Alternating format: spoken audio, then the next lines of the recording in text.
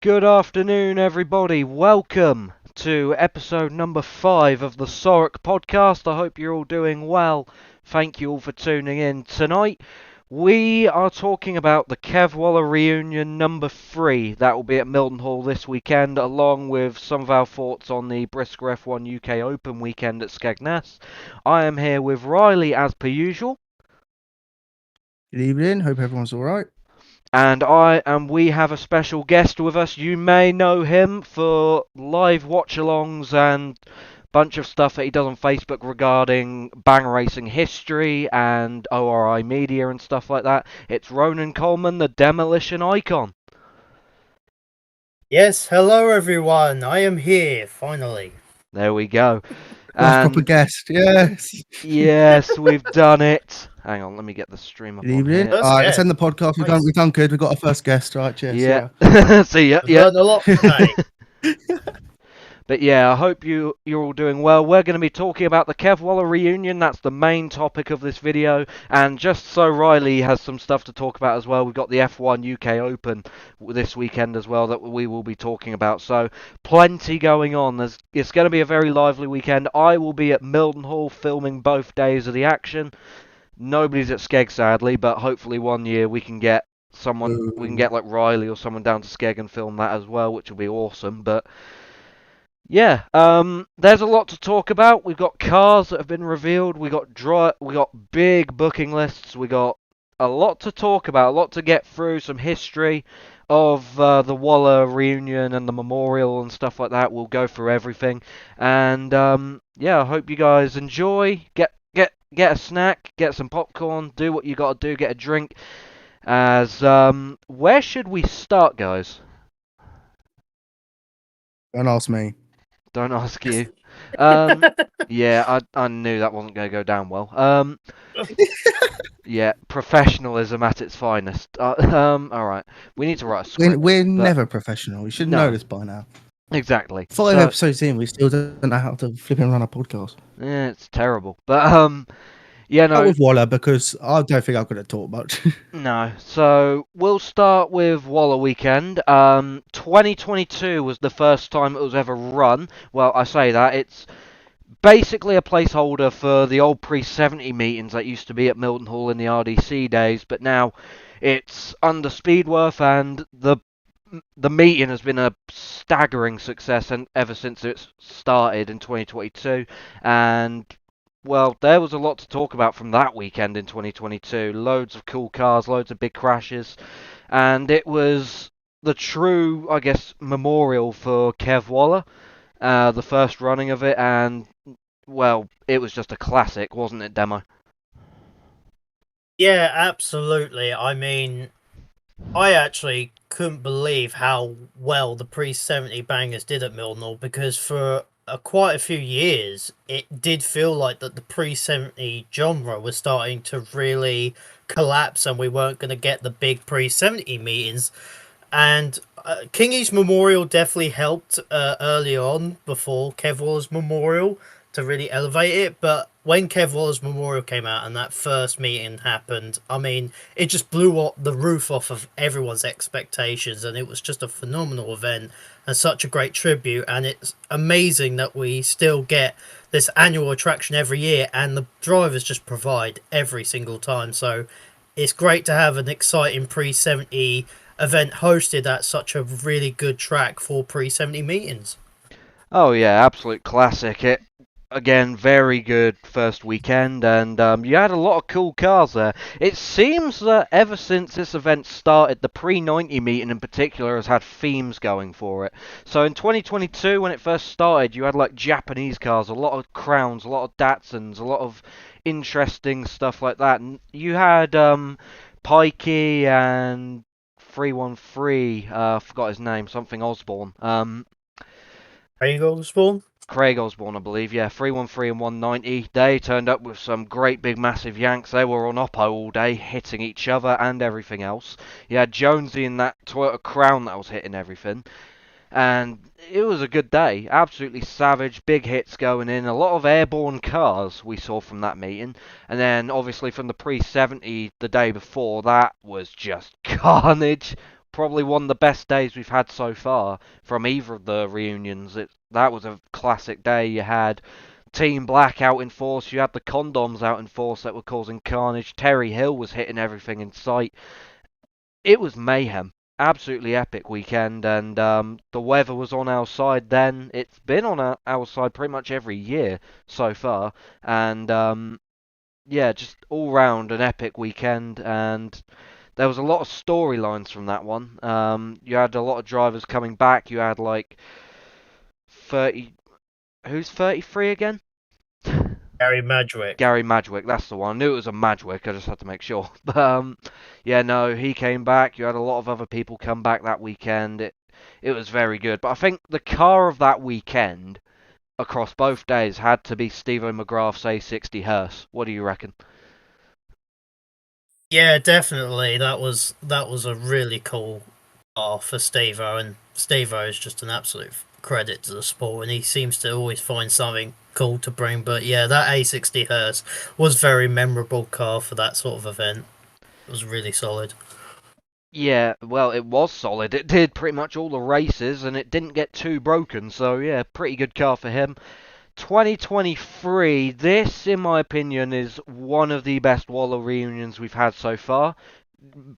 The pre-70 meeting was excellent, absolutely fantastic. Maybe a little step below 2022's pre-70 meeting, but still very good. And the track was in good condition, considering there was a ton of rain that came down the night before. And so they did a good job to get the track ready, get the pits sorted.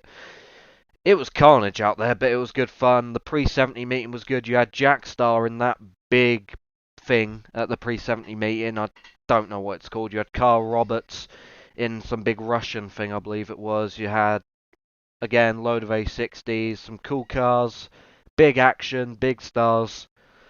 Just a sick day, again, pre-70 meeting. And then you had what I would consider one of the best meetings I've ever been to. Like, full stop. Probably, like, in my top 3. The pre-90 meeting the next day.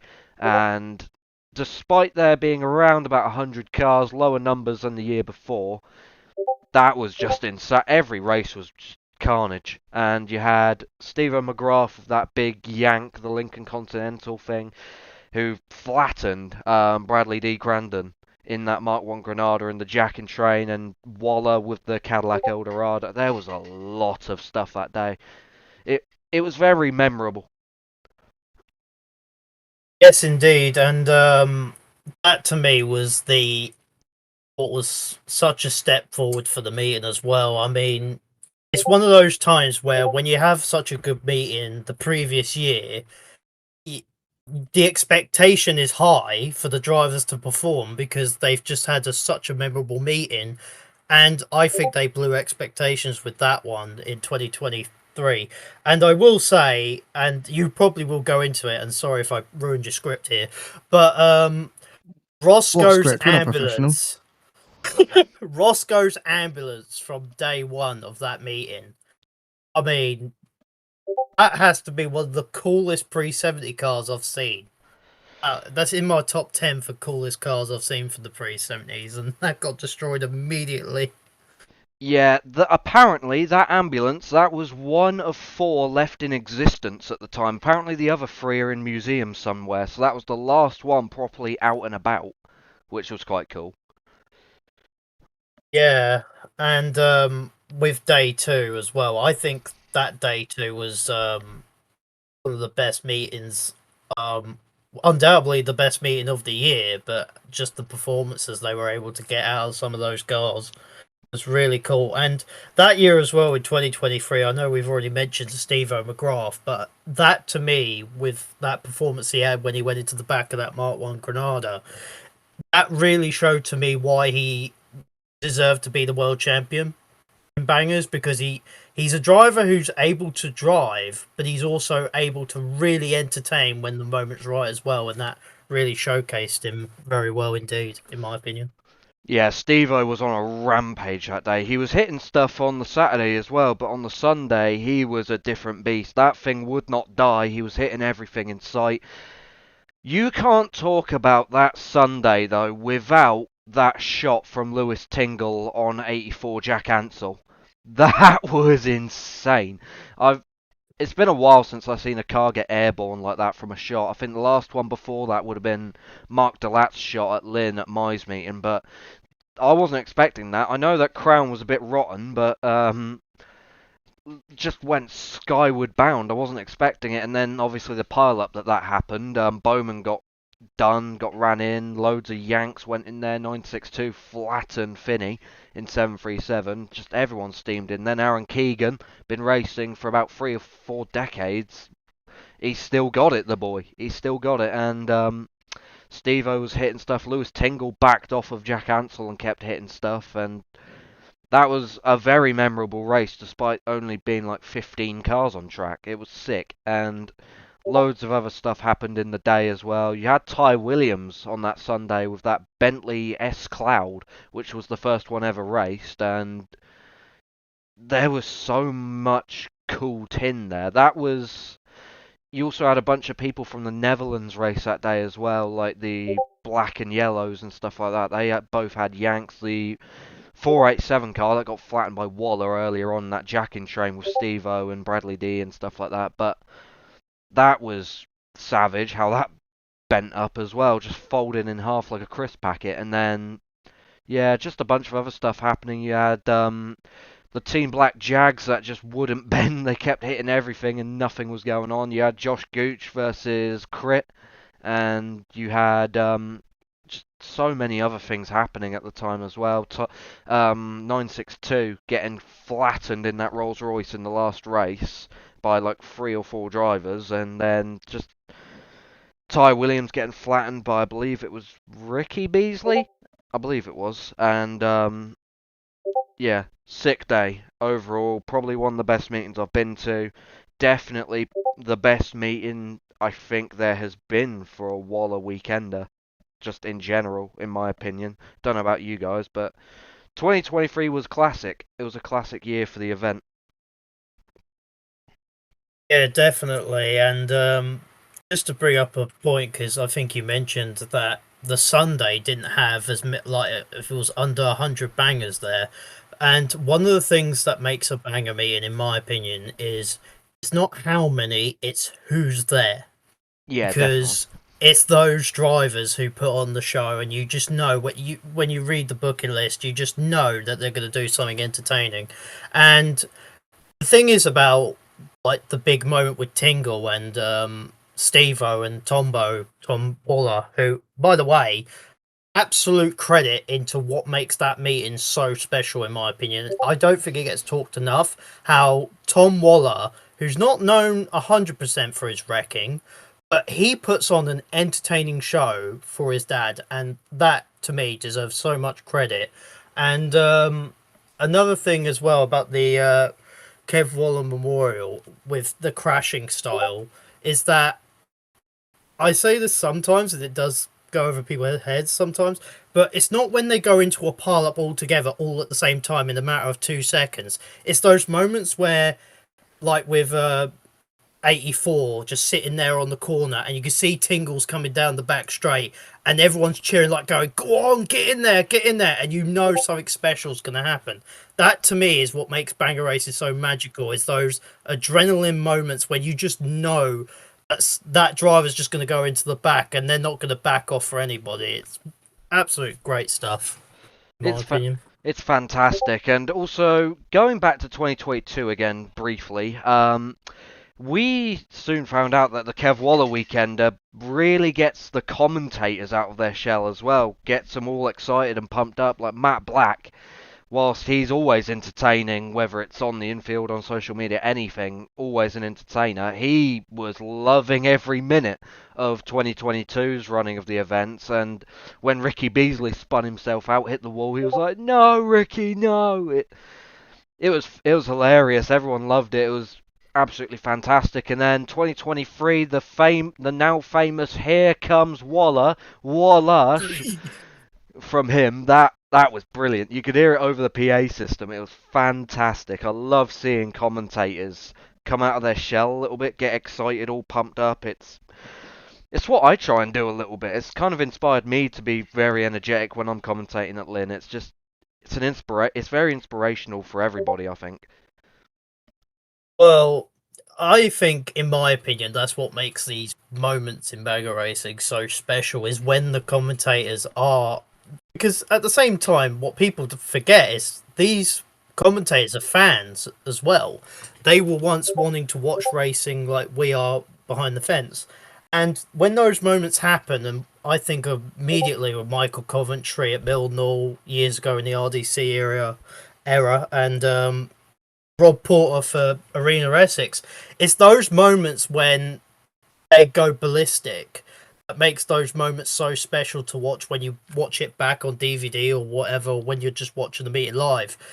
Because it's like those old firecracker meetings where Rob Porter used to just scream down the microphone like, "Fan bloody tastic, this is amazing." It makes the event so special. Yeah, it inspires a lot of people as well. It's inspired me, and that's why I'm doing commentary now at Lynn. It's inspirational. The voices of racing, and you grow up listening to these people for many, many years, and you just get inspired, and it's very memorable. But with that said, Waller Weekend does bring a lot of memories for a lot of people. It's just a fun weekend, and people are just partying, they're having a laugh, they're enjoying every moment that's happening, whether it's on track or off track. It's a special occasion for everybody. It's like a racing holiday, if you will. But yeah, with that said, it's time to move on to last year's running of the Waller reunion, which I personally had the most fun at across the 3 days I was there in general, because it was the first time I've camped at a Waller reunion, and it's insane. It's just absolutely amazing. The atmosphere, the parties, everything that's going on, it's unreal. And we even had the Northern Lights across the weekend as well, which made it even more special. And, we was up at like 1, 2 a.m. in the morning watching that happen. You had a bunch of people partying in the pits, everyone was chatting, playing music. It was just amazing, and I hope the same happens again this weekend. And it's not just racing that gets everybody going and gets everybody buzzing. It's the social, it's the atmosphere, it's everything to do with the event behind the scenes as well. And arguably, that can be even better entertainment than some of the stuff you see on track. It used to be an old saying that Roy Rawlins of Arena Essex used to say, which is perfect for racing like this, is enjoy yourselves before the green flag drops, because everything about the racing is a bonus. Because just hanging around like friends and family and enjoying yourself is what makes these meetings general. And I don't just mean bangers, I mean if it's Formula Ones, Formula Two, saloons, or whatever. When you're at the track, it's a completely different experience than when once that green flag drops, everyone's focusing on the racing, but the interactions and the atmosphere is what makes these meetings so special. And that's why I tell people, don't judge racing by videos on YouTube. Go and watch it yourself, and that's the best way you can experience racing. Because I love watch-alongs and all, but I'd rather be there in person. Absolutely, I think we can all say the same thing, whether it's bangers or stock cars. We want to be there, we want to witness it all happen, because you got thousands of other people cheering along with you. It's just epic, and there's no meeting, in my opinion, that gets a better atmosphere than a Waller reunion, a Waller weekender, because everyone's just pointing, everyone's like go on and stuff like that. Everyone loves it. They're all banger fans. They're all here for a bit of entertainment, bit of a crash, and there's no better weekend to have all that than Waller reunion, and it's been very successful. Last year, I think across both days, just lethal, and the crowd was huge. You had a load of cars last year as well. It was savage. It was exciting. You had some cool cars there last year. You had a load of Yanks. You had a lot of unusual stuff. And for example, you had Ross Coleman's Rolls Royce that he had at the pre-70 meeting. Then you had 802, his wedding car that he had, and then you had who else? It was a Triumph Renown, I remember. Yep, that was Timon van Lent, the Dutch driver, 164. He had a Triumph Renown. He was lethal in that. That thing was hard, but yeah, he put on a good show in that, as the Dutch always do, which is another good thing about Waller Reunion. It attracts some overseas attention, and the Dutch are always entertaining every single time they come over, whether it's just a normal domestic meet or a big old weekend like Waller Reunion. They just love to entertain, and it's always good to get a load of them come over. It's entertaining, it's a good laugh, and they are the biggest party animals at the track. I don't care what anyone says. They party harder than anyone else. So, all good fun, good entertainment, and this year it's looking good again when it comes to Dutch drivers coming over. We got people from Germany coming over as well. It's looking very exciting in terms of the overseas attention this year. Yeah, definitely. It's always really nice to see those continental drivers come over and race, because they always put on a show. And I mean, I still can't believe there's 200 plus cars going on Saturday. I'm like, where the hell are these drivers finding these cars from? But it's just incredible, the effort that went into this. And I just want to briefly bring up something from last year, if I may. Is there were a couple of moments in there. There's two hits I remember from last year's. One of them was from Bodger, who was in a Rover P4, Mr. All-Star Garage, B. Osborne. Subscribe to him if you haven't. And he had a massive hit in the Rover P4, but the biggest hit of last year was day 2 with Ricky Finney hitting Turbo Tom's DS420 hearse. And am I wrong at thinking that Ricky Finney's car was the same one Tingle used the previous year to hit 84? It was the same one Tingle used to hit Jack Ansell. It's also the same one that flattened Leo Riley at Mize meeting in 2022. That car actually made its debut at the first ever Waller Reunion in 2022. That's when it debuted, and I think it's still racing now. Ricky, if you hear this, please bring it to Paul Butler's meeting. It'll be a great Yeah, photo. that'd be amazing. Mate, the thing doesn't die. It's done like 10 meetings, and it's had a bunch of different drivers. You had Mitchell Finney even race it.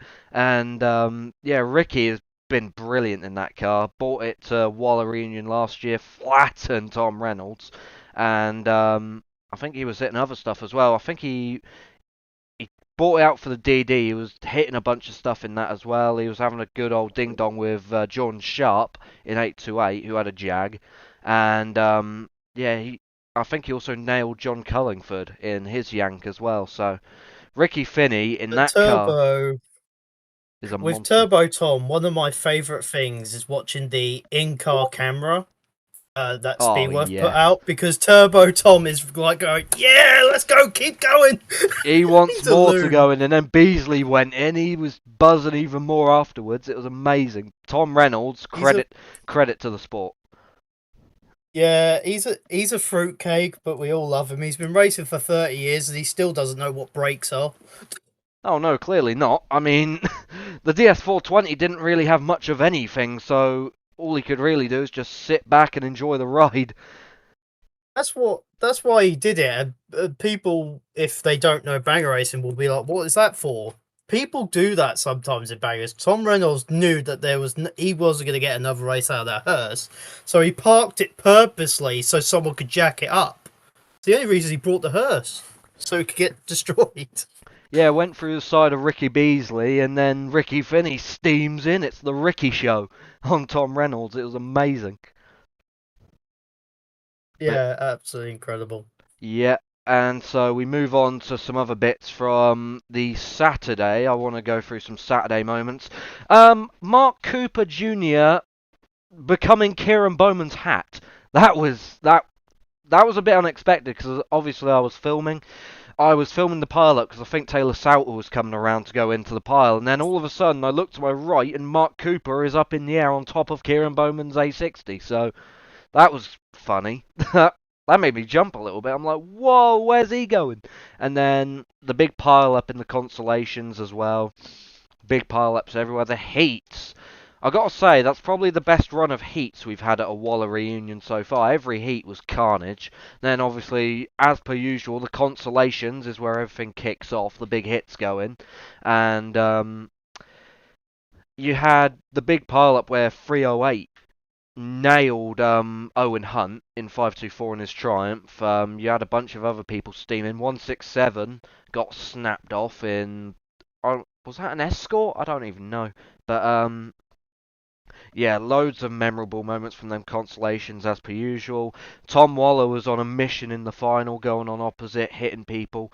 And then in the first all-comers, I believe it is, probably the most memorable moment from that day is 134 taking flight, where Martin Brunson rolled over and 134 just went skyward bound. Yeah, poor Bruno. I feel so bad for him. He's such a legend in bagger race. He's been racing for so long, but he's been so unlucky for the past couple of years. I mean, he had that happen to him last year. Then he went to Goldie's meeting in a Granada and he got flattened by Steve-O. So poor Bruno. But we all love you, Bruno. Yeah, the pre-80 meetings at Lynn as well. He just waits for people to hit him. He's been jacked up plenty of times there, but Bruno is a legend. And we know he loves a crash. He's won big races. He's taken a lot of big hits as well. As he's racing a bit less, he's doing a few meetings a year. I think he's just out there entertaining, enjoying himself, having a laugh, and it's awesome to see. He's been brilliant to watch, whether he's receiving the hits or doing the hitting. Absolutely epic. That's the good thing about Waller again, like I said. People coming back, like, that is one of the meetings throughout the year that a lot of people do, and Bruno is one of them. He loves coming out for that, and he's been very entertaining, especially last year. He was proper entertaining to watch. And then you had a bunch of other big hits going in. I'm trying to think of some. That last race, I believe it was, the second or third all-comers, Boogie was on a tear. Boogie 252, he levelled Lee Reynolds in 117, and then ran in number 92 in the A60, got airtime off of that. You had Jack Starr in, I think it was a Citroen as well. It was like a back to basic built Citroen, which is quite funny. He did good in it as well. I think he got a good result in his heat and then qualified for the final. I think he finished the final and then came out for that last race. Did some hitting and stuff like that. And I wouldn't be surprised if he brings that back out again for Saturday because it was still quite straight. So we'll have to wait and see. But he was entertaining and... oh god, there was so many other moments. Oh yeah, 426 Austin Burns running in 677 in his first ever national banger meet, 677. Let me go on the booking list and find his name. It is 677 Ryan Barbrook. Ryan Barbrook got ran into the nose of Kevin Starr, the German driver, and snapped off the Rover P6. Austin Burns ran him in. I think there was another person behind Austin as well. Big old free car following. Timon Van Lent came out for that last race as well. He got ran in, put in a big shot. Kieran Bowman was hitting stuff. That day was super special. And then also in, I think it was the last consolation, 311 in like some little estate car. 108 came round, flattened him, snapped him off. Got airtime off of it as well, which was interesting to watch, and overall, just a savage day one of that weekend. And then we move on to day two, where obviously you had Tom Reynolds get done by Ricky Finney, and then Kieran Bowman flattened Ricky Beasley in the last race in the DD. I think you had a big head-on with one of the Grandons and 278 went in on the nose. That was a big hit. Taylor Sauter came round and flattened him, and then Bowman flattened Beasley. That was another very lively day. It was very hot that weekend, I remember. You had 117 as well get flattened by 885, and the whole car basically crumbled on top of him, which was quite scary at first, but he was alright. Made for a cool wreck, a cool photo. And then probably the most memorable moment of the day for me was Bowman's shot on Trummer in 363, and then 737 went in the back and Bowman's limo went airborne. Yeah, that was a really good hit. I think one for me was also the Wrecking Train with Tom Waller, and then 278 Bean. I can't remember his real name, but his nickname's Bean. Going in the back of him, lifting the entire Volvo off the floor, and then Pete Winter, out of nowhere, just decides to join in on the train. So that was good fun as well. Oh, that was awesome. Yeah, Sean Brockenshire, I believe that's how I think that's how you pronounce Yes. it. Yeah, he went in on the back of Waller, all four wheels off the ground. Pete Winter steamed in again. Another person comes out of retirement for the Waller meetings. That was a good shot from Sean. Everyone steamed in. Beasley went in the back of Pete Winter. And 315, another driver who's been racing for a long time, he was hitting everything. He levelled Sonny Sherwood in that same race. And then he also hit, who was it? Someone else on our turn on 3 and 4. He hit someone else and just went on a tear. Big shots going in that race. And again, so many other big moments on that day. The grand final, where Kevin Starr got levelled by Bodger and Harry Gelsthorpe. Big shots going in there. Bodger with his world final Jag from 2023, the Pink Pig, rattled Kevin, snapped it off, and Harry Gelsthorpe got ran in the back of it as well. Big hits, and then there was a train on the other bend with Tom Waller, 203, and a bunch of other people in there as well. So very lively affair in that final. Some good hits, good wins as well from people. I can't remember who won what races, but I believe from the Saturday, the pre-70 meeting, Darren Fenley broke Swampy's win streak of pre-70 final wins. Because Swampy won the first 3 pre-70 finals in the last 3 years, and Darren Fenley snapped the streak last year. So, quite interesting little statistic there. Darren Fenley, obviously very good at Mildenhall. Mildenhall registered driver, so was very interesting. Good to see Fenley get a big win last year as well. Let's see if he can make it 2 this year. Was it I'm trying to remember now. Wasn't it? It was either last year's or the year before that 523 raced his car on day 2 as well. The car he won the final in. He raced day 2 as well. He did that in 2022, 2023. I think he's done it in all 3 meetings. Oh no, he didn't do it. He didn't do it in 2022, I don't think. He did it in Because he had a Datsun. That's Yeah. what he had. He did one car in 2 days in 23 and 24. So, yeah, he just did an engine swap, got it out for the Unlimiteds the next day, which is commitment. You got to respect it. Yeah, but if Kieran Bowman got a hold of him, I don't think he would have been saying commitment. That thing is tiny compared to the other drivers. Yeah, Fair play to him. I wouldn't want to be in that when Bowman's in his big limo. That's all I'm saying. But Because when I saw the picture go out of him racing that, I looked at the other cars he was with, and I was like, okay, that's the only reason why he's racing. Those Yanks would have got hold of him quick. yeah, at least he can get away from stuff like that in cars like that. But once he's sat up end of the straight, that's a bit scary. But I think with that, we've basically gone over like the big memories from the last few years of the Waller reunion. Shall we look at booking lists? I've got it up on another tab here. You got a lot of notable names from people coming out of retirement. James Licorice, obviously one of Trackstar's biggest and best entertainers.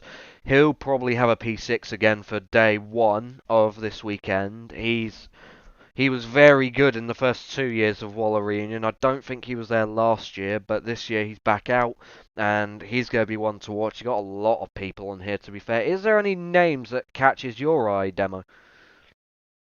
I mean, one of the ones that's coming out of retirement that is really special to me is Vince Wolf, number 8, because if people don't know, he is a former PRI world champion in banger racing. He was very popular in the 90s. He used to race with a driver called Terry Skeef, who sadly passed away years ago. But Vince Wolf was an absolute entertainer. Actually, Vince Wolf is one of the few drivers on the booking list. I think Jack Overy, Gary Madrick, and Vince Wolf are 3 drivers who were at the very first pre-70 meeting at Mildenhall. That's very Which is interesting. crazy. It's crazy.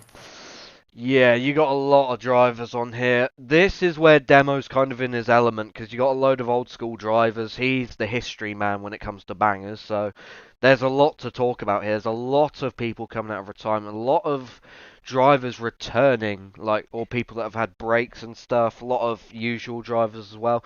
One that I'm happy to see on this list is James Ellis. Now, obviously, leader of the Ellis factory, he's a top driver, but don't normally see him out on track himself very often these days. He does come out for a few times a year. He's normally helping Joe Jeeves or some of his rental drivers and stuff like that. He's very good on the spanners. He's even better behind the wheel of a race car, I'd say, and I imagine something old school, something cool. He's going to be awesome to watch. Get the back end out, maybe even. Very entertaining driver to watch, and I look forward to seeing how he gets on.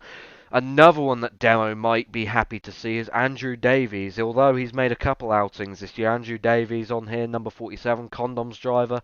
Could be interesting to see how he gets on. Yeah, the old school condoms team of Andrew Davis, Shane Davis, and I'm just having a double check if he. Yeah, no, he's not on there. I was gonna say Darren Nash, 203, usually races with them, would have been cool as well. But yeah, the Davis brothers, it's great to see them out on track because I did put them in my Banger Racing Hall of Fame earlier this year. The Andrew and Shane Davis, because they're just two of the best at Banger Racing. There's no doubt about it. Repping Team Pink, they're always good to watch. Andrew Davies is going to be one to watch out for. You've also got people on here like Dutch driver Tony. This is where I'm going to butcher names. I think it's pronounced Spinamagin. I believe. I think Spinamagin. The J is normally silent though in Dutch names. I feel like so it's like Spinnowin, maybe. Yeah, he's got a big old Humber Super Snipe, I believe it's called. That's quite a cool looking car that he's got. Speaking of Dutch drivers, you've got the Timmerman boys on this list. 174 Nick Timmerman and 175 Kevin Timmerman, who were very good at 2023's running of the Waller reunion. Because I remember, I think it was Kevin that had that Mark 10 Jag that went in that jacking train on the Sunday on the back straight. He was good to watch. Kevin, I think Nick was racing on the Saturday. He put in good shots in his Cortina. It's, again, so good to see these Dutch drivers come over the water and do this weekend. They're always so good to watch. And Spinowin, I'm just going to say it like that. He's going to be one to watch in that Super Snipe. He's going to be lively because he was lively last year in that Merc 2-door he had. But yeah, you got other people on here. You got no Timon Van Lent for the first time in Waller reunion. No Timon. You got who else you got on here? You got some of the Barton boys like James Rushton. You got 179 Sean Rushton as well. Good people to see on the list. Always good to see the Barton boys out in numbers.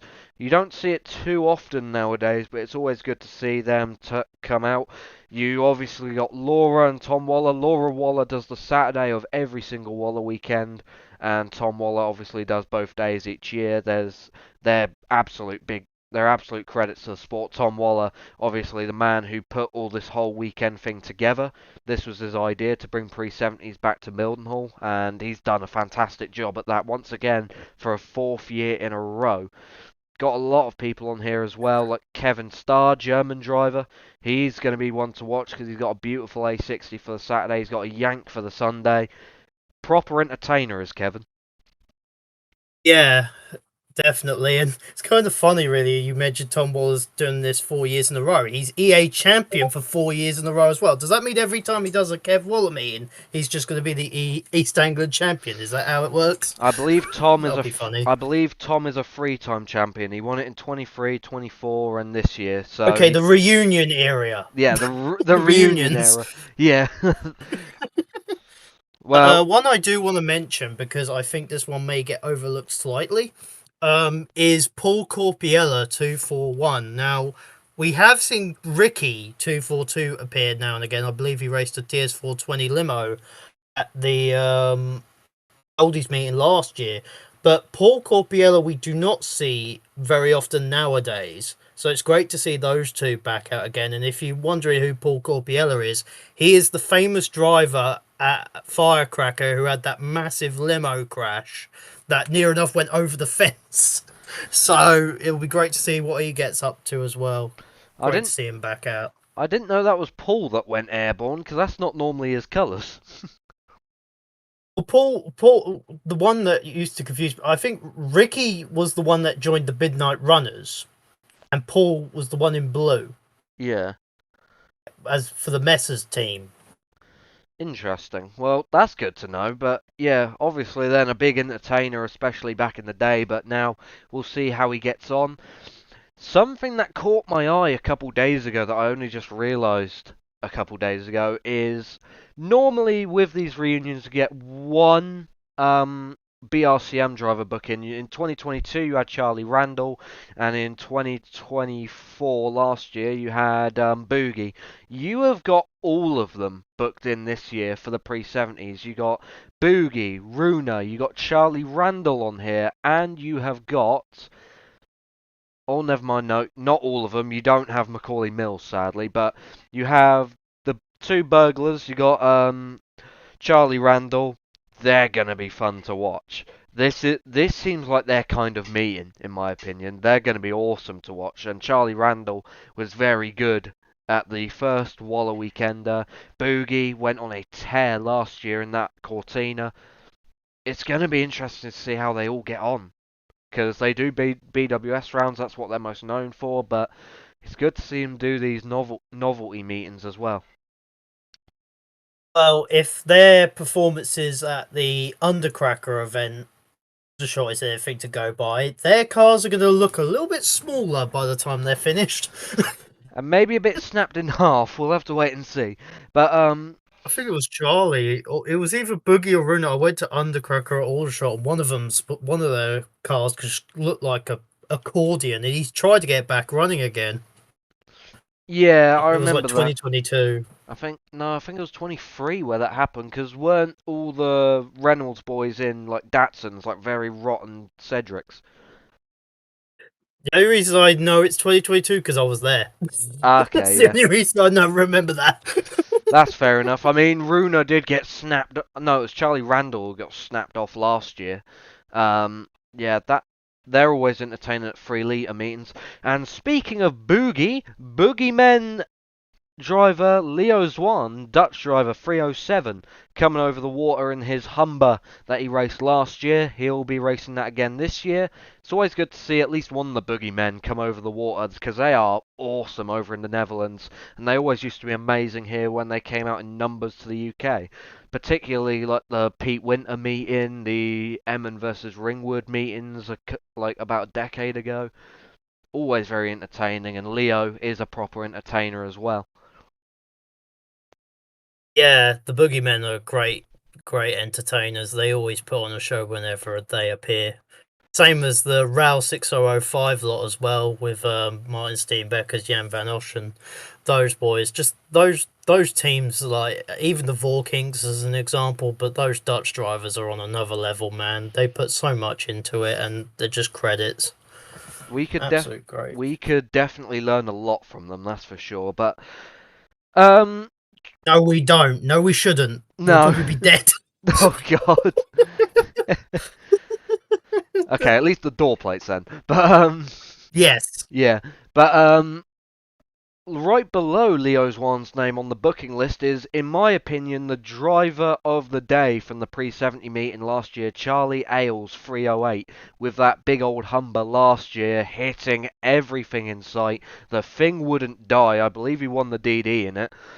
Flattened Owen Hunt earlier, like I mentioned. He was putting in big hits. The car, it wouldn't die. It was indestructible, and it's always cool to see cars like that. It looked beautiful as well. Lovely paint job on it.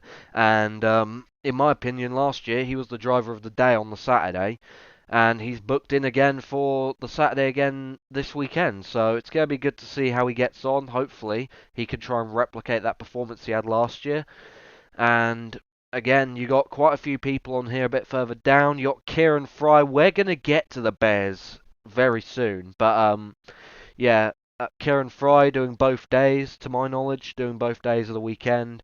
You got Michael Carter 329, Shane Fry doing the Saturday as well, and Sonny Sherwood again doing the Saturday as well. Sonny Sherwood, obviously a massive name in the world of banger racing. In a lot of people's opinions, I'd say the best driver to never win a Speedworth World title, and we'll see how he gets on this weekend. We've seen him be quite entertaining over the Waller reunion weekend as well, so we'll see how he gets on. Definitely, yeah. I still to this day don't know how he's not won one of those world championships, because he is a lightning bolt sometimes when he's on track, but he just gets so unlucky. And unfortunately, it's the name of the game. But we're still glad he continues to race on. Yeah, Good old Mushy. He's absolutely fantastic, Sonny Sherwood, and can be entertaining when he wants to be, so always good. Jack Starr right below him, Jack Reynolds, always very entertaining everywhere he goes, especially in the BWS rounds we've seen, especially from that Ipswich meeting where he had that big old limo and flattened Ash Riley's aerobus, which was awesome, and he pulled it out. He got smashed up again in the wildcard final, and then he turned up to Northampton with a big old caddy, big old yank. Did quite a bit in that, hit some stuff. He was entertaining. I wonder if we'll see him. If is he booked in for the Sunday? Hang on. Let me do. No, he's not, sadly. But I was gonna say, if he was booked in for the Sunday, sorry, he could race that yank. But you know, Jack Starr, he'll have something cool for the Saturday. He'll be very entertaining to watch as per usual. He is quick in the pre-70s as well, as we saw him last year in that Citroen. He got good results all night, and yeah, we'll just have to see how he gets on this year. And then we go a bit further down the list. You got people like John Golden, Steve O'McGrath. You got Phil Cullen, 399. You got the Calvert boys, Scott Cornish. That's a name I didn't expect to be back in racing. I say racing, in national bangers in the pre-70s. Scott Cornish did the first Waller reunion in 2022. He had a larder, got snapped off by like 5 different people. That was entertaining. The car looked beautiful as well. I wonder what he's going to have this year. Oh, that's the thing with these pre-70s. They're very, and I will say this: there's not been many photos on social media at the moment, considering we've got 200 plus cars. That's the thing that draws the meeting as well. Is just the mystery of what they're bringing, because you never know what they're going to bring. No, You definitely could bring not. a 1914 Humber for all we know. You don't know.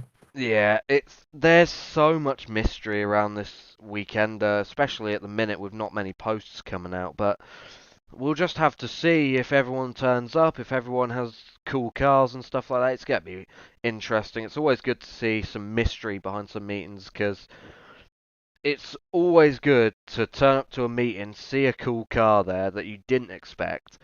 It's really cool to see. But a lot of drivers to go through still yet. Just kind of going through some proper notable names on here. You got Danny Sutton, 439. He's doing both days. You got Nathan Roberts back out in a pre-70, which is good to see. And then the true mystery man, Ross Coleman. He's had a cool car every single year. In 2022, he had that hearse. I don't really know what that thing was called, but he had a hearse. It fell apart. He pulled it, and unfortunately wasn't allowed to race it after that. But the thing was cool. 2023, probably the most famous car of the lot, the Austin 18 ambulance, the World War II ambulance, the thing that fell apart. 2024, the Rolls-Royce big thing from the 40s, that was awesome as well. What's he going to have this year? That's the question. And how rare is it? Because he said he's got something rare, but it's not too rare, I don't think. So we'll have to see. Well, here's the thing with Roscoe. When he says he's brought a car that's normal, like it's not that rare, that just means that he's got a really rare car, and it's not the rarest thing, because he finds the weirdest of motors. So if he says, "Oh, it's not that rare," it'll be weird. It'll be I very can strange. tell you that. Knowing Roscoe, because this is like one of the only meetings he does in the year, it'll be something special. It'll be crazy. But yeah, Roscoe, always one to watch out for. You got John Swanborough. start his streak up again? Can he win the final on the Saturday? And what kind of Japanese tin is he going to have this year is the question. Will he go different? Now that his win streak is over, will he go for something different? Will he go crashing? That's the question. And it'll be interesting to see how he gets on, see what he turns up with. You got Martin Brunson, we was talking about him earlier. He's been taking big shots in recent years, recent meetings he's done. He's been very entertaining. Let's see if he does the same again. I imagine he'll have an A60 as per usual. He loves his A60s, but we'll have to wait and see. He might surprise us. Martin Brunson, Bruno, always one to watch out for at every meeting he does. You got Carl Douglas back out in the pre-70s. He had an MGB GT for 2023 and he won his heat. He almost won the consolation, but he spun out on the last bend. Carl Douglas, he's very quick in a 2-litre banger. Let's see if he can replicate that in something old. Harry Gelsford. Carl, Harry sorry, Gels. I was just going to say, is Carl Douglas had one of the most unlucky races in pre-70 history. Yeah, he was at the when line. he had the he was at the line and he gets spun out into the wall, but he did go on Oppo to get revenge. Oh yeah, he couldn't have got any closer to finishing than not finish. It was amazing. It was hilarious. But nah, he's very quick in these cars, so maybe he'll get some big wins. He could be a dark horse to win that final on the Saturday. We'll have to wait and see. Harry Gelsthorpe, very entertaining over the weekenders. Who else you got? Jordan Cummings. He had a good outing last year in an A60. I imagine he might use that A60 again because that was still quite straight after last year. So we'll have to wait and see. 576 Colin Aldred. That's a name I didn't expect on here. I believe he races Reliant Robins, if that's the one I'm thinking of. Could be. A lot of banger races did used to do Reliant Robins back in the day. I mean, Shane Davis is actually a former world champion of the Reliant Robins. But yeah, it is Colin Aldridge. You're thinking of Porky, as he's known as. Yep. He actually raced a Triumph at Lynn a few years ago. He did, and yeah, he does like pre-70 meetings. Don't really see him out very much nowadays, but it's always good to see him when he does turn up. You got the Trackstar 2-litre banger world champion Alfie Lee booked in. He'll be one to watch. He could be a threat for that final. You got Joe Jeeves on the list as well. He'll have something cool because he had some cool stuff last year. Mark III Cortina 2-door and a big old yank for the Sunday. What's he going to have this year? We don't know. Jack Overy won the Supreme Championship for a 4th time earlier in March. He's always entertaining at these Waller reunions. Jack Overy, the undisputed GOAT of National Banger Racing. I reckon there's a lot you have to say about him, Demo. Well, yeah, Jack Overy. I mean, I would be an idiot if I didn't say he wasn't the GOAT of banger racing. He just is. I mean, no one could even hold a candle to him. He is such a phenomenal driver. And here's a fun fact for you about Jack Overy. Jack Overy nearly won every single race at the very first pre-70 meeting at Milnall. He won both heats and the final. The only reason he didn't win the accumulator at the end of the meeting was because he went in for a jack-up. He got bored. Yeah. That's the best. Gary Madrick won that one, so... Yeah. I mean...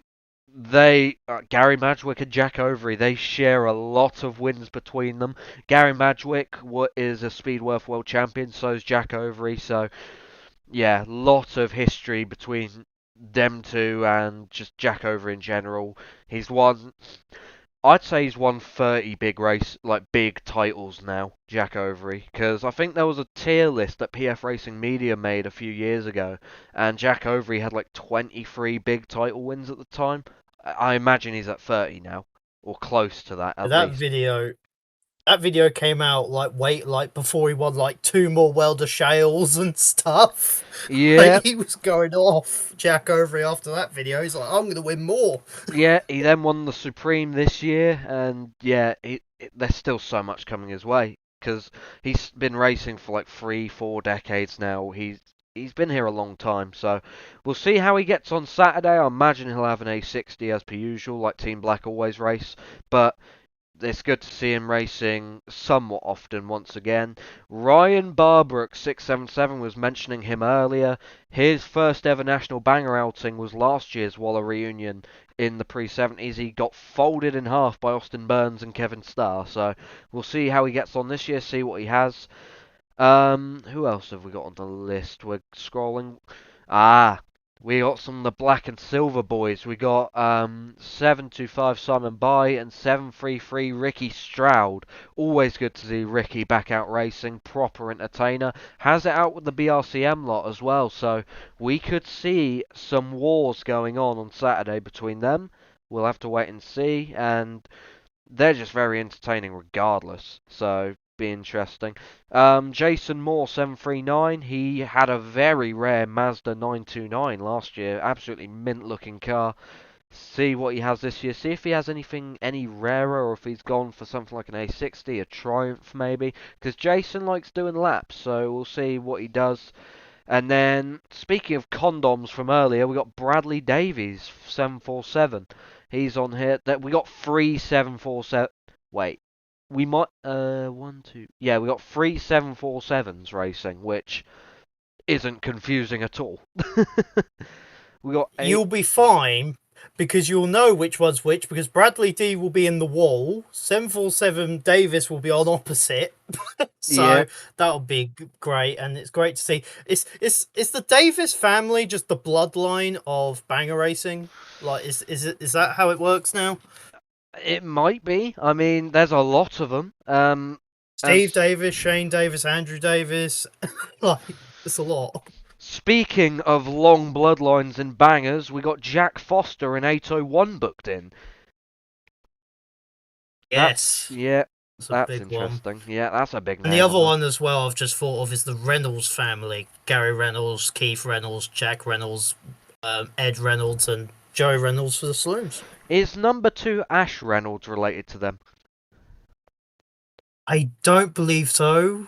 I don't think so, because usually anyone that's Reynolds related to them, they would always have the 3-litre colours. I've never known any of them not to. But another driver I want to mention briefly, and this is just for the history, folks, is Carl Kelly 722.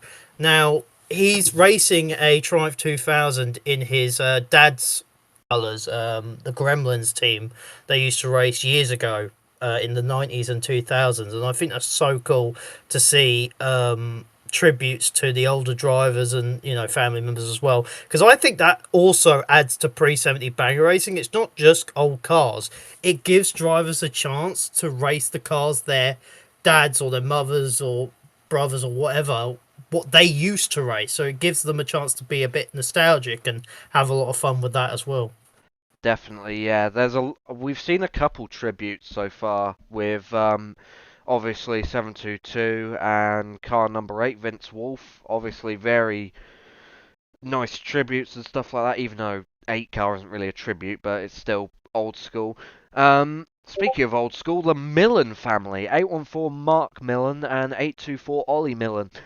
Obviously, the Millen family, going back a lot of years, they love their pre-70 meetings, and they love their pre-90 meetings as well. They've been bringing out some cool cars over the last few years. You've got Matt Millen as well in 924.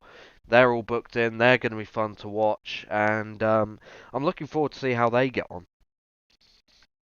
Yeah, the Anthill Mob team, they go back a few years, and like we said with the legends, when they come back, it's just it brings you back to your childhood. At least for me, when I see these legends come back, because it just reminds me of those good old days when they were racing and stuff. So it's always cool to see them. And the Anthill Mob always bring something really cool and put on a show. So it'll be good to see how they get on. Speaking of legends, right at the bottom of the pre-70 list, 959 Aaron Keegan. Been racing, I think, is it 3 decades or 4 decades? I want to say it's around 35 years now. Yeah, because he had a testimonial meeting at Lynn in 2022. So, yeah, he's been racing a long time. He did last year's Waller Weekender in an old Humber. He did both days. He raced the thing on the Saturday and then did an engine swap for the Sunday. Got snapped off on the Sunday by Blake Platts, which is an interesting one. Again, this meeting makes Roddy people go crashing. It's awesome. It's amazing. It's amazing to watch. Yeah, if you go to a Kev Waller memorial meeting and you're thinking your car will look the same as it did when you arrived, get the hell out of that track immediately. Yeah. I mean, it's always good to see these guys put on a show. But now going over to the pre-90s, some of the notable names in here. And the first one on the list, 2019 World of Shale champion from Kings Lynn, number 1 Kyle Shires. We don't see him race very much anymore, but obviously the 2019 World of Shale champ, always good to see him back out, do some racing. I wonder if he'll go crashing. Well, sometimes it gives them the bug again. Oh yeah, Sometimes when definitely. they're back on track, there's one like driver I saw at Smallfield. He made his return, and on the steering wheel they put "Please don't crash." That's brilliant. I love that so much. But again, going down a little bit, you've got the round 3 BWS winner, number 6, Tommy Rawlsthorne, the 16-year-old, who's now on the world final grid. He's racing on the Sunday in the pre-90s. I imagine he'll have some sort of jag. You got some other people on here like Lester Freestone doing both days. That is epic to see him doing both days. He goes out and jags quite a bit nowadays. He still loves it. He got smashed up at Mildenhall at the Supreme Championship. It's good to see him still racing because my granddad sorry, got something in my throat. Lester, my granddad knows him quite well, so he's like a family friend, I guess, to me in a way. So it's always good to see Lester come back out and race, especially across both days, which is awesome to see. Now, these next two names below him, we're going to get to this team now. This is where we start talking about the Bears, because they are out in force on Sunday. We've got pretty much all of them booked in for the Sunday. Paul Pentecost and Luke Maynard, 41 and 43, they're both booked in. Who else we got on here? Chatty Man, he's on there. Who? 2-1. Chatty Man, Kieran Yeah. Fry, and Shane Fry, they're both there. Yeah, Shane Fry. We've got Nutty Nige booked in as well in 421. Ash Riley. We've got Leo Riley. By the way, that just shows how good this meeting is when Nutty Nige is racing, because he doesn't race, because obviously he's been racing 40 years now, which is insane. But just seeing his name, you know something's good's going to happen, because Nutty Nige, he doesn't care he's been racing 40 years. He races like he's 20. Oh, He's also, fine. on an unrelated, not really on an unrelated note, but if look in general in Discord, Laura Waller's car has been revealed. Beautiful A60 for Laura Waller. That is gorgeous. Yeah. That is a lovely They always looking bring an motor. A60, and before anyone asks, like, why do banger drivers race A60s a lot? It's because, in the words of Nick Linfield, a former world champion, they're fast and reliable, and you can hit anything with them. Yeah, they don't die. They never die. Yeah. But They yeah, don't fold either. no, well, the back axles do, but And the everything front. else. The Yeah. front.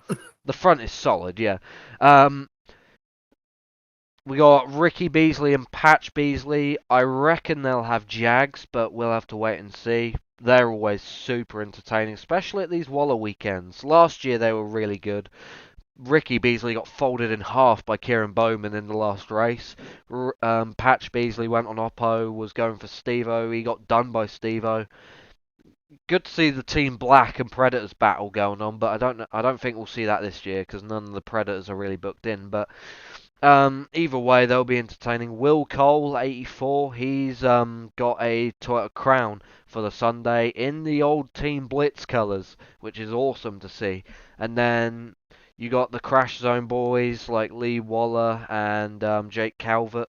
They're good to watch, and we'll see how they get on. They're doing both days as well, both of them.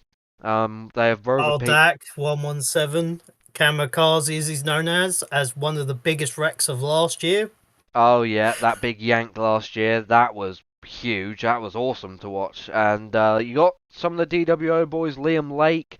You've even got Nemesis Steve Carter booked in as well. So I reckon those two will go entertaining, go for a good crash. Who else you got on here? Rob Wheatley, Mildenhall local. He's entertaining. He will turn it around immediately.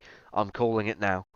And then Chris Ship 170. He's entertaining. He had a Monte Carlo in the first 2 years of the Waller reunion. He had one in 2022 and then bought it back again in 2023. Snapped it off proper. He's good to watch over these weekends. He's especially good at a van meeting at Lynn, which is he's just an entertaining driver. You got Sid Madgwick, now a BriSCA F2 driver. Sid Madgwick, he's racing bangers once again over the weekend. You got Leonard Dunn, Northern Irish driver, coming over the water to race. He'll be interesting to watch. Tom Waller obviously doing both days. He's racing on the Sunday too. Got Nemesis, we've got Kevin Starr again, he's doing both days. And then, obviously, All-Star Garage, Pete Osborne, doing both days with a Triumph 2000 and a Chevy Caprice station wagon. Yeah, that's going to be absolutely monstrous if he can get a good hit out of that. Yeah, and also it could make for a cool wreck, because that Caprice has no A-pillars. So, but another driver I've just noticed below him is, which would have been cool if James Ellis was racing, is Kevin McClaggish, 273, also known as Mad Mouse. Used to be his old teammate in the Gypsy crew back in the day. And also, fun fact, I've been racing RC bangers with Mad Mouse, so it's not the first time I've seen him recently, yeah. So, yeah, good to see him. He will have something ridiculous. I'm calling it now. He will lap. That's what I'm guessing. 1 lap. Yeah, 1 lap. It's not going to last long, but we'll see how he gets on. And obviously the star of the show in 2023, Lewis Tingle. He had a yank last year as well, and he hasn't raced that one since. So hopefully he brings it back out, gets a bit more out of it. That thing nailed, I think it was Levi War 160 last year. And so, oh no, it's Jamie War. Sorry, Jamie War. Yeah, he nailed Jamie last year. That hopefully he brings it back out. That'll be good to see. Got some more of the. We got Carl Sauter. We got Shawnee Bell coming from Northern Ireland. Shawnee Bell again, 1 lap. That's all I'm saying. Shawnee Bell is a proper entertainer. He's going to be brilliant to watch. Paul Brown. I raced with him on Wreckfest. He races in real life. He's savage. He goes crashing. He had a DS420 Hearse last year, and he got bullied by Kevin Starr and Nathan Grant, and Hayden Hawes. So maybe he'll have something interesting. I don't know what he was thinking in the pits when he was lining up on track when he saw Turbo Tom's hearse, what was left of it beforehand as it went past. Yeah. I bet he was like, well, it's going to be a long night. This is going to be foreshadowing. But yeah, going back to some more of the Bears, you got Kieran Fry, Shane Fry. You also got Dean Kelly, who's been entertaining in the BWS rounds. He's been bringing some cool motors out, mainly Jags. I imagine he'll have a Jag again on this occasion. We'll have to wait and see. Lee White and Mark Davies. Is Mark Davies a legend? Has he been racing a long time? I think he may have been. Yeah, because he's in Lee White's colours, 335. Mark Davies. I don't know if he's been racing as long, but because I know I've seen Lee White, 335, who races in green. I know his dad Nigel White used to race years ago. Yeah, I know I've seen that green and white race for a lot of years now, and yeah, it's good to see them out. They'll be entertaining, definitely. You've got Sonny Sherwood again doing both days. Who else you got? John Golden doing both days as well. He'll probably have a Jag for the Sunday, I'm guessing. Taylor Sauter doing both days. He was good last year with the P4 and the Volvo. Taylor Sauter got airtime when he done Sean Brockenshire on the Sunday in the last race. That was good to see. Phil Cullen again, I think another big return in banger racing as well is 379 AD Clifton, who was the Worm from the 6-bolt team. He used to race a lot in the 2000s. He hasn't raced for years, so great to see him back out as well. Wait, which number is he? 379 AD A.D. Clifton. He Clifton. used to be known. He used to be known as the Worm, and one of the most famous pictures I've seen of the Worm, and it's unfortunate for him, but it was great for everyone else. World final when number 10 Paul Whiteman, part of the Midnight Runners team, gave him Oh, that jack him. up, and they're both up in the air. Yeah, They didn't get down. I didn't think that's who it was, but now I'm buzzing to see him on track. That's awesome. I don't think I've Yeah, ever he seen. receives Yeah, I don't think I've. receives hits, not gives. Yeah, I don't think I've ever seen him race in person, so that would be cool to see. But yeah, you got John Golden, obviously a legend in banger racing, been racing for over 4 decades. Phil Cullen, another bear. Jake Calvert, one of the Crash Zone boys. The current Speedworth World Champion Jimmy Craig going out in a pre-90 motor, which is good to see. Another bear, well, two bears now, one of which very famous, Alfie Spokes in 419 racing, and then Nutty Nigel Riley, 421. It again, he only does like 1 or 2 meetings a year, but when he does come out, it means it's going to be a legendary day. All the bears are out in force. Nutty Nigel's here. Let's go crashing. That's all I can say. Yeah, with 99, very unpredictable. I mean, if it goes 99's way, it will be last car running for him because I don't think he's ever won a race going the right way round. One time at Firecracker, he got Best Entertainer award, and he was asked why he was crashing, and he said, "I was going rodding. Didn't you see? I was doing the Belgian way round."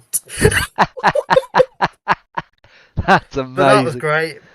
But another one, just before you go forward with like Asher Ryder, is 501 Steve K, who is the Asher, as he's known as. He's part of the Invaders team. Oh. He doesn't race down south, well, not south, but he doesn't come down to like Millnall much anymore. So it's great to see him back at Millnall Stadium. These people I didn't know were these sort of legends. I didn't know A.D. Clifton was who he was. I didn't know that was Basher in 501. Now I'm buzzing even more. This is going to be awesome. This is why. This is why on booking lists, I hate it when they use their real names. No offense to anyone, but I know a lot of drivers by their nicknames and Yeah. not their real names. Yeah, if you use nicknames, I would understand these guys a lot more. Now, here's where we do some speculating. Ricky Finney's booked in. Does he have the yank? If he does, that will be brilliant. Do you know who I wanted? Like when I first heard that this meeting was coming, I was hoping Ricky Finney would give that yank to Alfie Nottingham or Yeah. Patrick Hughes to use because they've been absolutely on it. Imagine that would have been all. That thing would have been snapped in half. But yeah, Ash Riley, obviously the son of Nigel Riley, the one who is trying to win the Entertainer League and get all of the £1,000 bonuses in the BWS rounds. He's been entertaining all year so far. He's been awesome to watch. Ash Riley, he always is entertaining. Harry Gelsthorpe, he might have something cool Japanese. He might surprise us. He might go for a yank. We'll have to wait and see. Lee Usher. That's a good name to see back on the list. Lee Usher, I know that name. He's been racing for a long time as well. Mr. V8, as I know him as well. From the 20... Also, aka the greatest limo driver I've ever seen in my 20 years of watching banger racing. Civil War 2013, I think it was. Yep. Limo was absolutely epic. Yep, that was bloody awesome. That's how I know him. Lee Usher, and obviously he always turned out a beautiful World Final car. He raced a Rover SD1 in a World Final. That is just awesome. And yeah, he'll be one to watch for sure, Lee Usher. And I wonder what he'll have. That's the question. Jack Overy booked in again, 617. You got Ricky Hutton booked in, Josh Gooch, who's been super entertaining in recent, like the last 12 months. Josh Gooch, absolutely awesome to watch. Now I get excited. Dutch drivers galore. And probably one of my favourite Dutch drivers, 630, Marcel de Vries. Mr. Leadfoot, he does not let off. He will run you in square, flat out. He will see you at the end of the straight and he will fold you in half. He's going to be awesome. I can't wait. Well, I will have to break some bad news to people while we're watching this. I don't know. I think it is who I think it is. 734 Dave Van Osh. I don't think he's actually coming over because I'm pretty sure they're doing a meeting at Emmen on Saturday, unfortunately, Oh, which is yeah. happening at the same time. And I think he said he's racing that meeting.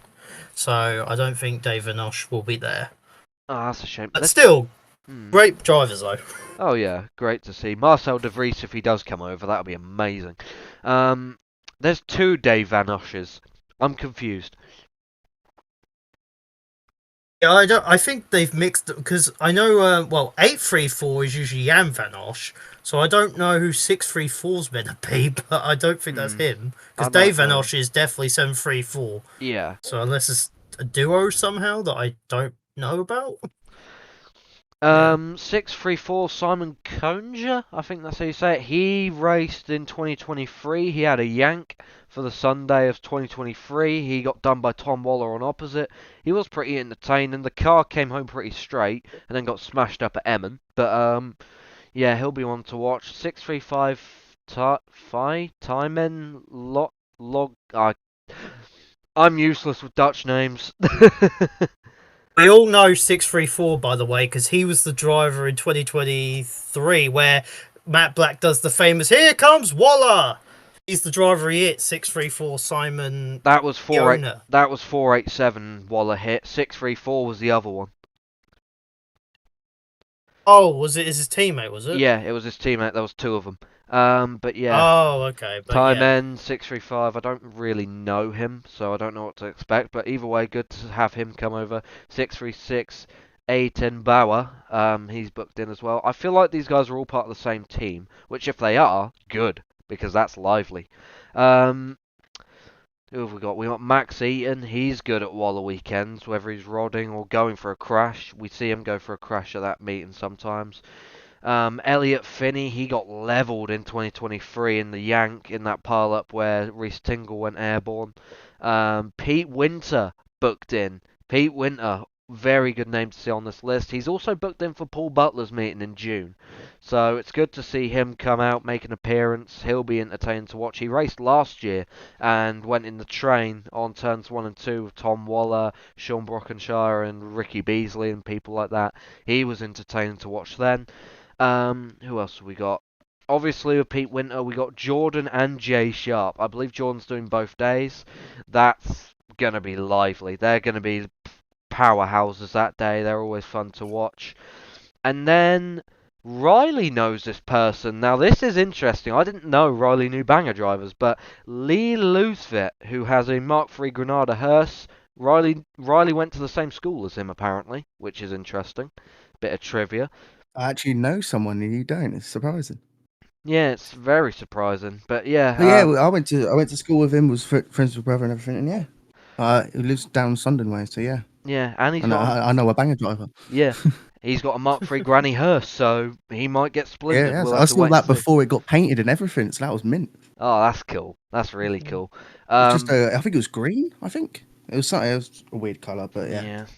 Well, it looks cool now. It reminds me of kind of Bobby Daniels' old colours, like 282 Mr. Mad, in a way. It looks like that. He retired last year, I believe. Yeah. At Kev Waller's meeting as well. Last year was his last ever meeting, so yeah, he didn't end up doing the Sunday. He gave his big old limo thing to someone else, I believe. Or was that 2023? No, that was 2023. Yeah. Yeah. Actually, I think he did give his. He had a DS420 limo. I remember that, but I don't know if he raced that or not. We got one of the Millen boys. I think it's only Matt Millen that's doing the Sunday. He had a yank last year and got smashed up by Ty Williams and Jack Overy. So we'll see what he has this year. We'll see if he does anything different. And I think that's going to wrap things up for everything in terms of Kev Waller chat. Do you guys have any comments on how this is all going to go? If any of the history of these Kev Waller meetings is anything going to go by, it's going to be one word: magic. It's going to be absolutely magical because there's going to be a lot of cars revving. There'll be a lot of cars getting thrashed, and there's going to be a lot of cars getting bashed. It's going to be awesome. Riley, do you have anything to say? I know you're not a banger guy, but want to see if you have comments. No, I'll be watching Skeg, mate. I don't Yeah, care. that's fair enough. Real That's quick. why I'm here. Yeah, that's why we. Exactly. That's why you're on it. Yeah, that's why we got him on. So before we get on to Skeg, ruin the segue a little bit. Let's see Yeah. if anyone's reading chat. Sorry, reading chat. Oh, saying TikTok's Ruining doing it at do all. well. We've got loads of comments on TikTok, so thank you guys for that. Oh yeah, we are live Really on good on that TikTok as side. well. So if you guys on TikTok, if you haven't heard of SORUK before, come over to the YouTube channel, see what we post, and we're going to be trying to film as much as we can. Despite now that I'm in the box at King's Lynn doing commentary, I will try and get as much out for you guys. Riley will do everything he can as well. So, and we got other people helping out as well. So we'll still have content coming your way. Don't worry about that. Nothing really too drastic is going to change. It's just going to be not much Lynn content, unfortunately, but we'll wait and see what happens. Thomas Horton's in chat. Hello, Thomas. Welcome. Jake, Calvin, Lee, Waller are doing, but yeah, I saw that. I know what car. Apparently, Thomas knows what Basher's got for day 2. That could be Ooh. interesting. Basher. Oh. Well, apparently it's a DS. Oh, that doesn't surprise me. No, not at all. Marcel has a Thunderbird for Wallers. Yeah, standard. Marcel always has a Thunderbird. He had a Yank at Mize meeting in 2022. Got folded by Bradley D.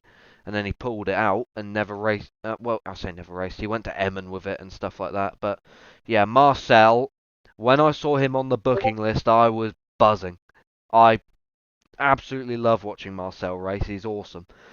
But yeah, I think with that, let's get Riley involved a bit. Skegness, let's see what we got. So, Oh yeah, we'll let Riley speak. yeah. An hour and 24 minutes in. Yeah, not too Um, bad. this week is the BriSCA F1 UK Open Championship weekend at Skeg Vegas, featuring F2s and the Mini British Championship on the Sunday. I think we got 47 F1s on a Saturday and Sunday, I think around there. About 50 F2s and some like 34 minis or something for their British, which is good. But Tom Harris goes into it defending his three-peat. He's going for 4 in a row, the first to ever do it if he can. He was the first to do 3 in a row. Now he's looking to be the first to win 4 in a row. But he's not using his car again. He's using Catherine's. His new tarmac car is currently in build. It's not ready, unfortunately. But when that does come out, I'm sure James will probably be at a meeting where that comes out, because it's a Tom Harris car. You've got to be there. Oh yeah, definitely. Hopefully it's not on the same night as a Lynn meeting, but I will be at UK Well, yeah, Speed hopefully. Week. Hopefully If it's he not on the same debuts night it, as a Lynn. if he debuts it at UK Speed Weekend, I'll be there, and I'll be there to get the angles for it. It'll be great. Well, And I think he did want it this week, but it's just not going to be ready in time. So he is using Catherine's. So yeah, I suppose, what's the next tarmac one going to be? Will that be the Pro- British? No, might be British. I'm not sure. At Hennesford. yeah, I'm not too I sure. can't remember the fixtures off the top of my head.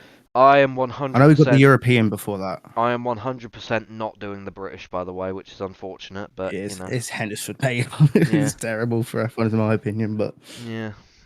it's what they chose, so we'll let them off. Yeah. Yeah, so we got some Lee Fairhurst coming out for the first tarmac meeting of the season, I believe. He's done 2 Bradfords. I don't remember him doing Buxton or Hennesford. And Walton Eels is back out in that new car, which is, in my opinion, he's one to watch, that could win it. Same goes to Callum Thornton. I wonder if him and Simon Traves will get up to some mischief again. We saw what happened on Good Friday, especially James. Real quick note: Phoebe Wayman returns. She's Oh booked yeah, in. she does. Yeah, I remember seeing that. Phoebe Wayman. She put it on her Instagram story that she's coming back, saying, trying to show her baby boy that one of them can drive, which is a bit harsh on Carl because he's a spectacular stuntman rolling at Skeggy. Yeah. I mean, the Waymans. That was quite a flip. The Waymans have been upside down quite a bit recently. Danny Wayman rolled over at Bradford the weekend just Yeah, gone. Danny rolled at Bradford, which is unfortunate. Was that his car or was that Hunter? I think it was his car, wasn't it? Because he has been using Hunters on tarmac, but I don't know if he did on shale. I think it was Danny's car, which obviously Polly winning that final. He's been probably the driver to watch this season. along with Frankie Wayman Jr. It was done his own car. Thanks for the comment, Chris. Yeah, unfortunately, Polly won't be doing it because he doesn't do tarmac, which is a shame, but it's fair enough. Don't always have to do them. So Polly won't be winning the UK Open, but names like Charlie Sauter, Frank Wayman Jr., obviously Tom Harris, Matt Newson, will he finally get a UK title that's kind of meaningful? Probably not, unfortunately, but you never know.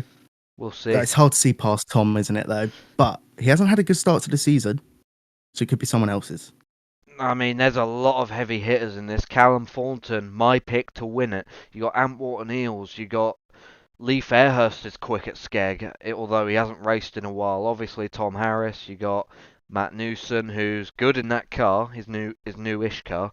It's very good. Yeah, very good. Yeah, there's some heavy hitters in this. Rick Lenson, another one to keep an eye on as well. Rick is quick at Skeg. Jordan Folden, he's obviously now up to blue after winning the final at Buxton, doing well on the Buxton Hendo weekend. Yep. So he's one to watch. Kyle Gray, he's been there or thereabouts on tarmac. You got drivers like Jake Hari, who's finally getting back into his mojo, finally getting the swing of things again, which is good to see. But like you said, Callum Thornton, he's got a chance. He's starting red now, so he's got to get away. Callum Thornton is my pick to win it. A dark horse as well. One very expected dark horse, Thomas Andrews, 453. He has had a belter start to the season. Absolutely, he came out of nowhere. I was not expecting that. He's been winning races left and right pretty much every single meeting. He's been good, getting good results, scoring big points. He's up to red from yellow. He's one to watch. He's a dark horse for me in terms of this UK Championship or just any title in general. He's been quick on tarmac and shale, so it's very interesting. Very fascinating. Well, your pick is Callum Thornton. I was thinking that, but I'm actually going to save Callum Thornton as a pick for a different championship. Obviously, you said you're not going, so you might as well say it now. Callum Thornton is my pick to win the British this year at Hennesford. I'm going for 4 in a row for correct Britishes, so no pressure. Callum, we've got to keep my streak going. But Callum Thornton, he was good last year in, you can say borrowed car technically, because it was kind of borrowed. Now he's in his own car, which won the World Final last year, and obviously, it takes more than just the car to win races. He's rapid as a driver. But my pick is actually Antwater Eels, because since he's fully gone into the tarmac racing and fully focusing on stock cars, he's been one of, if not the most consistent driver out there. Was it the October Speed Weekend where I think he pretty much got top 2 in every race he did? Which Something is just, like that. Just ridiculous. Obviously, Lee Fairhurst is rapid. Eddie Collins is quite quick when he can settle down into a race. He's good on tarmac, but there's actually so many drivers that can win it. Simon Traves, obviously the Scottish champion, finally coming back in a brand new car, but he might have some moments with Callum Thornton, which could lead to some more action. We'll see. We got Finn, which is good to see. We like stock car racing. Finn Sargent has been on fine form as well from Red Grade. I think he's superstar now, isn't he? Yeah, he's up to superstar. Yeah, he's got a challenge on his hands, but he has been good this season. He's good at Skeg as well, so Finn could be interesting to watch, make his way Finn's forward. my dark horse. Yeah, Finn he's the best I've ever seen Finn.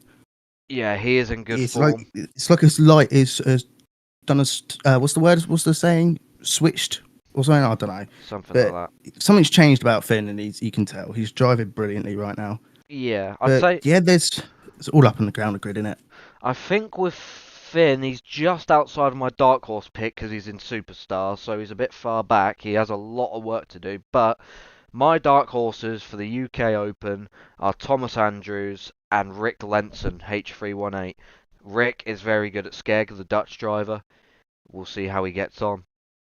First time I've seen Frankie Wayman Jr. on the list for a while. I can't remember if he's been out yet so far this year, but he's back. He'll be in that low rider silver car, which is beautiful. And obviously his dad, Frankie Wayman Jr., can never count him out, especially considering what happened last time a championship was held at Skeg in September. Yeah. Almost taking gold again. But there's so many drivers on this list that can take it. Obviously, it's hard to put it past Tom Harris, being so he's going for 4 in a row. But it's not his car again. He's probably focusing a lot on building his own, but obviously half his mind's on winning the UK Open again. there's so many drivers now. Stock cars is getting so much closer, and anybody can win it. Is what I can count probably like 8 drivers who realistically have the best shot, which is just ridiculous. Whilst Kev Waller is like a tradition for SORUK and it's the biggest and best banger weekend of the year, I am gutted it always clashes with this because that booking list for the F1s is incredible. Might be the most stacked grid of F1s we've seen this season so far. It's gonna be a good weekend for them. It's gonna be lively. The racing's gonna be hard and fast. You got stars left and right, and the back of the grid is gonna be mayhem. So it's gonna be interesting. And then we I mean, move it's a on to shame that Tom's got to use Catherine's, because Yeah. Catherine would be someone you'd pick on as well that could win it. So it's a shame that she's hasn't got a car to use, but I'm sure she's fine with letting her brother use it to go for the. Well, it can't be 4P. What's the one you got to use for that? But for 4 in a row, you got to. I don't really blame her for letting Tom No. use her car, but obviously then you got the mini British on the Sunday. I'm not too involved in the minis. I don't really know everyone, but they know they put on the show for the championship, so that's going to be a real good one. Then obviously the F2s as well, with the Grindies, Charlie Ginchard, Caden Morrison. That's going to be a great meeting for them as well on Saturday and Sunday. Another one to look out for at Skegness in the F2s as well is 402 Mika Miller, and as well as, if I can find him... No, it's not 80 Watt. Seen Dan Fellows on the list. He's someone to watch as well. Yeah, He's fast once he gets going. You got Luke Wrench, you got Kelvin Marshall. They're good. They're interesting. Tom Bennett's is up Harley there trying Burns, to go one for of the the points. more overlooked drivers in my opinion, because Harley Burns is rapid. He's got a championship or two in him. You got in the Lewis. F2s. You got Lewis Smith as well. 238. He's good. He's quick round skeg. Tom Davison, when he can get some luck go his way, he's quick. He's quick. He's good to watch. David Shearing, he's quick. There's some good names on here, to be fair. This could be quite an interesting. It's a weekend strong for book list. F2s. Remember what happened last Stock Car UK Open for F1's weekend. That Grand National, probably the greatest race in a while, where there was 8, 9 drivers hitting the crap out of each other every bend, and then Jake Harry out of nowhere taking the lead, then he gets put away next bend. But if we can have more of that, that'll be great. But yeah, the booking list alone is looking very good for the first Skeggy Speed weekend of the season. It's going to be very fascinating. There's a lot of names on that list. And by the way, guys, if the Kev Waller reunion doesn't get live streamed, Demo, who's in the voice chat, will be live streaming both days, reacting to it. So, if you want to listen to some reactions, if you want something to listen to all weekend, head over to the Demolition Icon YouTube channel where you can find reactions to that. If Waller is being live streamed, though, he will be live streaming the Waller weekend, because he is a banger man at the end of the day, but he is finding his interest in the stock cars. So, definitely a place to go to, a one-stop shop for this weekend if you're not going to any of these meetings. It's a stacked weekend. It's unfortunate we can't film Skeg, but Kev Waller is going to be a magical weekend once again, and it's looking to be an absolute classic. It's going to be very good to watch. I will be filming both days of Waller weekend, so they will be up on YouTube by the end of the weekend, hopefully. So yeah, it's gonna be fascinating. It's gonna be a very fascinating weekend to watch on both parties. And let's see what anyone else is saying. Is anyone saying anything? No. I just want to say something about the F1s briefly. And I know that's going to be news going everywhere. Oh my god, Demo's talking about something that's not banger racing. He's a stock car fan now. But the one thing I will say, and please, I'm only coming across of what I've seen this year. I'm not an avid F1 fan. I am starting to really get into it, and I love the racing so far. But the 2 points I want to make is one driver I think can't be overlooked is Henry Robson, who actually won the Rod Sargent Memorial Final last time they were at Skegness. And the second point for me with the F1s is what I enjoy about the racing this year especially, and they brought it up about how it's hard to predict who wins. That to me is the element of racing I want to personally see in F1s, F2s and saloons. I don't like flag to flag victories. It's impressive for the driver, But if I want to see flag to flag victories, I would literally just watch one driver on the track. Like, to me, if you have a battle going on for the lead, like with like Tom Harris and Frankie Wayman Jr. last time of the world, or something like that, or even Bobby Griffin winning the Grand National at Kings Lynn a few months back, that to me is stock car racing at its finest. Yeah, and in my opinion, this has been probably the best start for F1s in a while. Like, it's so unpredictable now, and that's not just because Tom is doing less or Frank's got more pace or whatever it is, whatever it may be. It's just because it's just for some reason it's just better. Like more numbers. I think we've had more numbers than the last 2-3 years to start a season, and it's just it's not. Is it cleaner? Because there has been some dirty shots, but that's good. We've There's had a lot No, more the shots, should I say? Yeah, I there's know some why it's getting good better. hits. Go I on. can tell you why it's getting better because they know I'm watching. Yeah, like crap. They know what I The banger want. fans watching. Demo's been The paying banger all fans watching. No, Demo. I went to Gran Canaria once, and my stepdad showed me Formula One's, not BriSCA, as in the actual F1s on TV, right? And I was like, all right, I'll give it a go. First corner, 5 cars in the wall, and I was like, oh, this is some good stuff. Oh, it's not like that, mate. I wish it was like that every week, but Wait Your till Jesus. father don't. wait till UK Speed Nah. Weekend. Oh, mate, that the pod was this has been going for like an hour and a half. That the UK Speed Weekend ones might be a bit longer. Might be a bit That longer. UK Speed Weekend's gonna be like 9,000 hours long. That's gonna be a I don't. long. I don't play it, to be fair, but Yeah. yeah, we've got Milton Halls. It's a Saturday start at 3 o'clock, and Sunday at 12 o'clock. Then Skegness Saturday, I believe, starts at 6, and Sunday at 12. So yeah, whichever one's live stream, check out Demo's YouTube channel for his live stream reactions. Definitely, yeah. There's tons of other reactions on that channel as well, like the Kings Battle Weekend in the Netherlands. You got all the other meetings like the season openers, the Northampton BWS. There's a ton of stuff on there. So, and there's plenty to come as long as the live streams keep coming from 24/7 TV and Speedworth. So yeah, definitely a lot to watch there. Very exciting weekend for both parties, stock car and banger fan. You are eating good this weekend. Kev Waller reunion and UK Open weekend at Skegness and Mildenhall. It's one not to miss, that's for sure. We hope you guys have enjoyed it. We hope the audio's been alright, to be fair as well, because I hope so.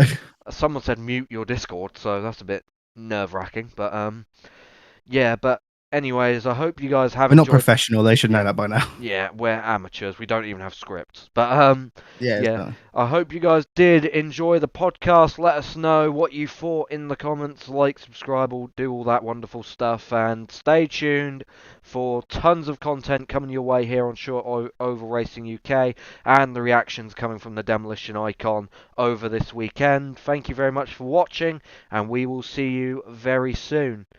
Thank you very In much. the next one.